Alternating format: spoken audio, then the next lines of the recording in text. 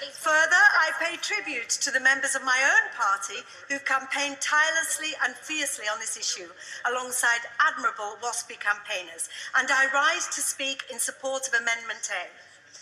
Mr. Speaker, I must say the treatment of Waspi women seems like politics by Excel spreadsheet in its crudest form.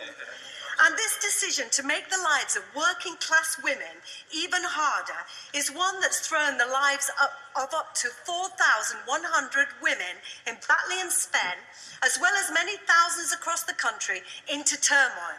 A decision that, put simply, moves the goalposts unfairly for women born in the 1950s.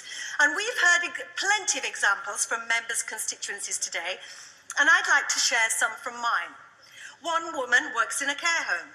She was approaching retirement age, and having had a long and fulfilling career, she was looking forward to an equally rewarding retirement, looking after her daughter's children. Her plans would have allowed her daughter to get back to work, get a career back on track, and provide for her family.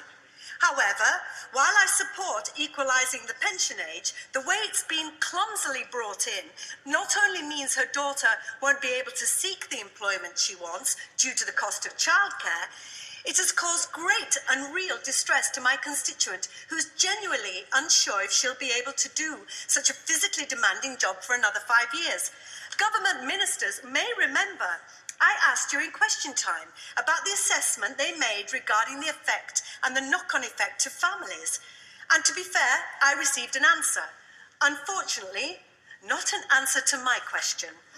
I wrote to the minister that day to ask for more information. I'm yet to receive a reply. Perhaps the minister would be good enough to shed some light on this particular issue. The next example is from a letter I received just the other day. A woman born in 1954 was looking forward to retiring within 3 months of her husband, spending the precious years ahead together, living on money from savings and the state pension they were promised. Now she will have to wait not months, but years.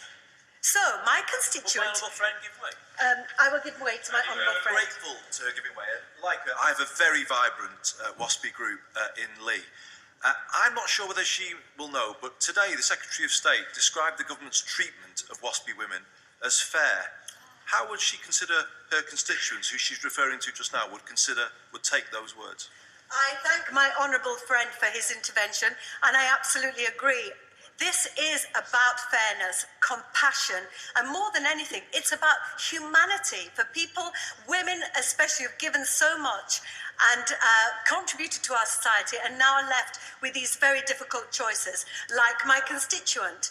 She has this dilemma: continue working even though she doesn't feel physically able, or stop work, spend the money she saved for retirement on getting by. She sent me questions to ask the government. So, what can the government offer her to make her life easier? Why can't the government phase this in? Understanding life choices at this stage in our lives takes proper planning. Why can't she have what she's entitled to after 40 years of working and 40 years paying in? Really good questions. I will give way. For giving way and welcome her to her place. My constituent Patricia has been severely impacted by these changes, and after spending years looking after her late husband Billy and then her mother, she's now having to live off her hard-earned wages, savings. Patricia feels under immense stress, knowing that the money won't last long and that she's anxious about finding work at this stage in her life too. Does the honourable member agree with me that such instances are all too common, and that this evidently portrays how those who are suffering are the ones we should be helping the most? Members shouldn't use the intervention opportunity as the chance of a compressed but not very compressed speech. Tracy Brabin.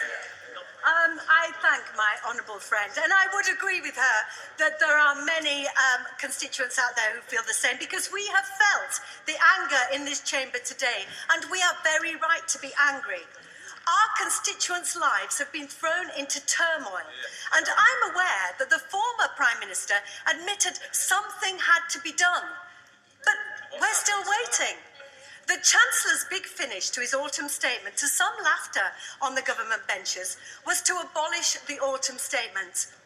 I think a far more elegant and just end to the statement would have been a commitment to justice for the women's state pensions. The answers... I'll give way to my honourable friend. I thank my honourable friend for giving way. The government has previously accepted that the changes were an unintended consequence of their policy. Doesn't she think that now is the right time to accept, if it was an error on the government's part, that they should make amends properly? Yeah. I thank my honourable friend, and I absolutely agree with her statement, because the answers and solutions may not be forthcoming today, but the questions and the calls will not stop. And for as long as our constituents feel that they have been mistreated, we, the party of justice and compassion and humanity, will keep up the fight. Thank you, Mr. Speaker.